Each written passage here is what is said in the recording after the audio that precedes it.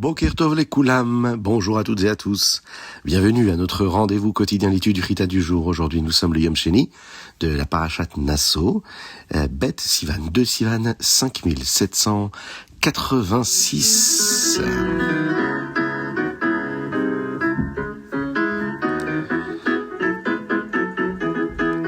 Alors vous savez, Shabbat, nous avons étudié le dernier chapitre du Pirkei Avot. Saviez-vous que ce chapitre ne fait pas partie de Pirkei Avot à l'origine? Il a été écrit dans un autre endroit de la Torah orale, mais il a été ajouté afin qu'il y ait un chapitre pour chaque semaine entre Pessah et Shavuot. Ce chapitre est également appelé Kinyan HaTorah, l'acquisition de la Torah, car il énonce et guide sur la manière d'étudier la Torah. C'est aussi la raison pour laquelle il est étudié à l'approche de la fête de Shavuot. Dans ce chapitre, on utilise l'expression « osek batorah », s'occuper de la Torah. Pourquoi ne pas utiliser l'expression de l'étude de la Torah? Le Rabbi Rayatz, Rabbi Yosef Yitzhak, explique « La Torah doit être notre affaire personnelle. Il faut s'y rapporter comme un homme d'affaires qui ne reste pas assis dans sa maison à attendre que les gens viennent à lui. Il sort, il cherche de nouveaux marchés, de nouvelles personnes pour acheter chez lui. » C'est la même chose avec la Torah. On ne peut pas simplement s'asseoir et attendre que d'autres personnes nous demandent ce que nous avons appris. Il faut chercher des moyens de partager ce que l'on sait avec d'autres personnes, les influencer dans le lien avec Akadosh Baruch Hu.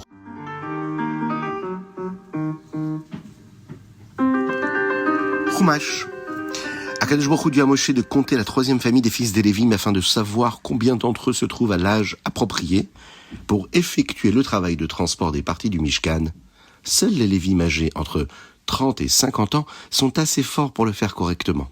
Lorsqu'un homme atteint l'âge de 30 ans, c'est l'état le plus fort qu'il puisse atteindre. Et lorsqu'il atteint l'âge de 50 ans, il commence à s'affaiblir. La Torah dit à nouveau quel est leur rôle. Porter les planches du Mishkan, à partir desquelles ils fabriquaient les murs et toutes leurs parties, les poteaux et leurs éléments du parvis qui entouraient le Mishkan. Itamar, fils d'Aaron, devait s'assurer qu'ils savaient comment accomplir leur tâche convenablement. Moshe fit ce qu'Akadosh Baruch Hu lui avait demandé et compta les hommes vaillants des trois familles des Lévim pour voir combien d'hommes forts capables d'accomplir ce travail il y avait dans chaque famille. Et voici l'heure des comptes. Dans la famille de Kehat, ils étaient 2750. Dans la famille de Gershon, 2630. Dans la famille de Merari, 3200. Ces Lévim étaient à l'âge approprié pour porter les parties du Mishkan et pour jouer des instruments de musique lourds dans le Mishkan dans le cadre du service qu'ils avaient à apporter.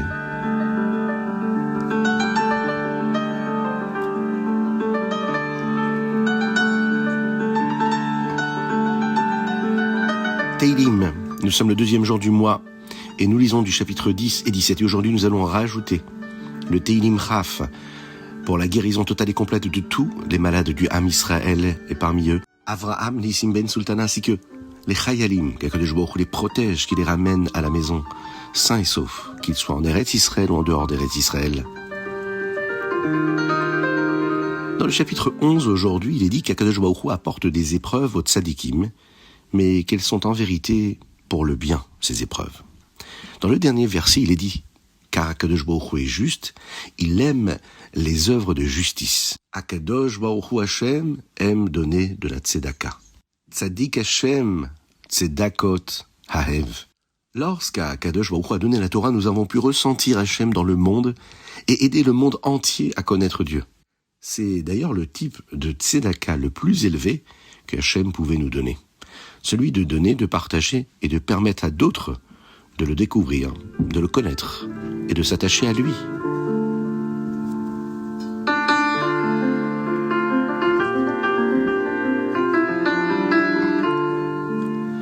Tania, nous sommes dans les Likutei Amarim et le chapitre 53.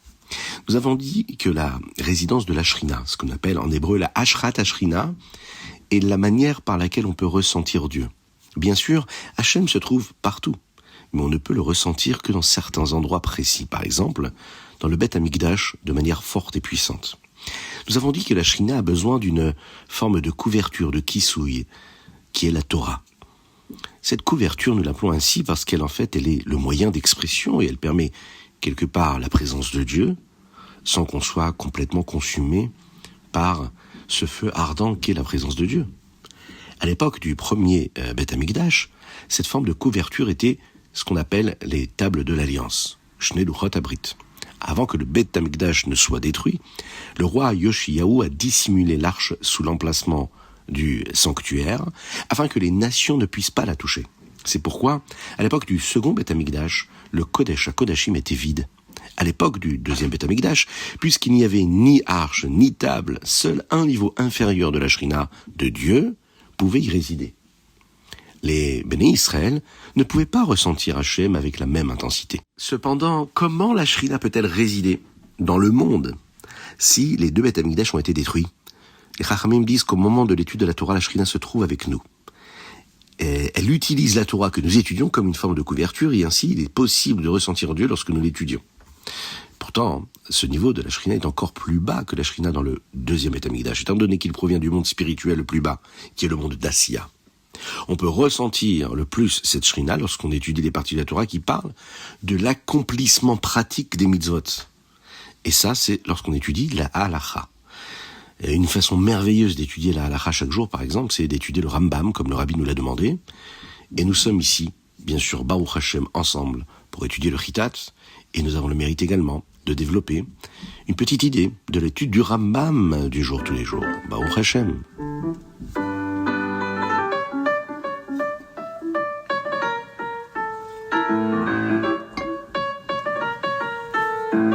Hayom Yom de Sivan, aujourd'hui nous sommes le 46e jour du Homer, et le Hayom Yom d'aujourd'hui a été écrit pour le jour de Shabbat de l'année où le livre a été imprimé.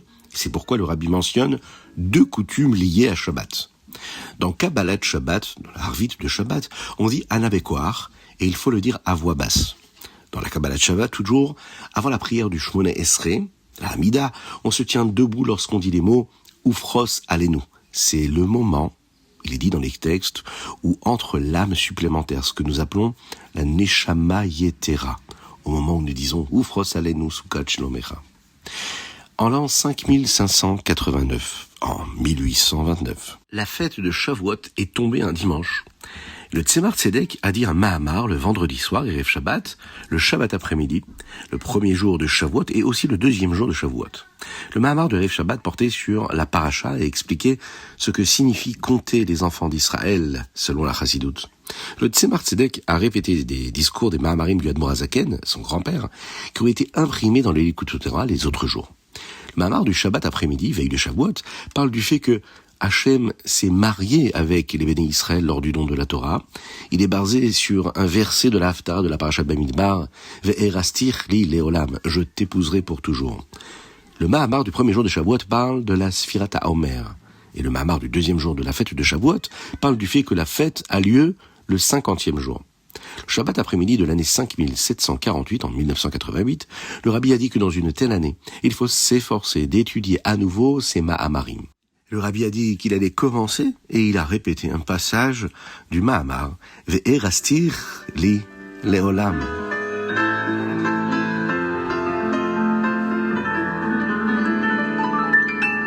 Rambam. Aujourd'hui, nous étudions les Ilchot Shvuot et nous sommes dans les chapitres 1, 2 et 3. Nous commençons par le serment d'expression, c'est-à-dire la Shvuat Bitouille. Un homme qui jure d'accomplir quelque chose qu'il a déjà fait, ou bien qu'il jure de ne pas faire quelque chose, puis il le fait, ou qu'il fera quelque chose à l'avenir et ne le fait pas. C'est ce que nous appelons l'expression, qui est faite par un serment. Shvuat Shav, c'est un serment en vain. Si un homme jure sur une chose que tout le monde sait être fausse, par exemple, il jure que l'arbre est fait d'or, ou jure sur une chose que tout le monde sait être vraie, par exemple, il jure sur le ciel que c'est le ciel, ou un serment qu'il est impossible d'accomplir, par exemple, il jure qu'il ne dormira pas pendant 3 jours. Alors nous apprenons ce qui est considéré comme un serment. Inalacha énonce ici que si une personne s'est trompée et a prêté serment, elle a le droit de changer d'avis à ce moment-là immédiatement, et alors cela ne sera pas considéré comme une transgression.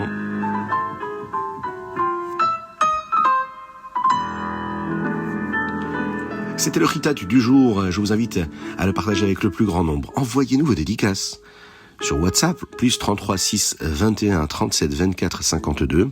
Soyez bénis à l'infini dans tous les domaines matériels et spirituels, dans une abondance véritable, avec une belle préparation pour la fête de Shavuot, dans la joie, la sérénité et la tranquillité, avec la venue de Mashiach Tzidkenu Bekarov, Mamash. À très bientôt.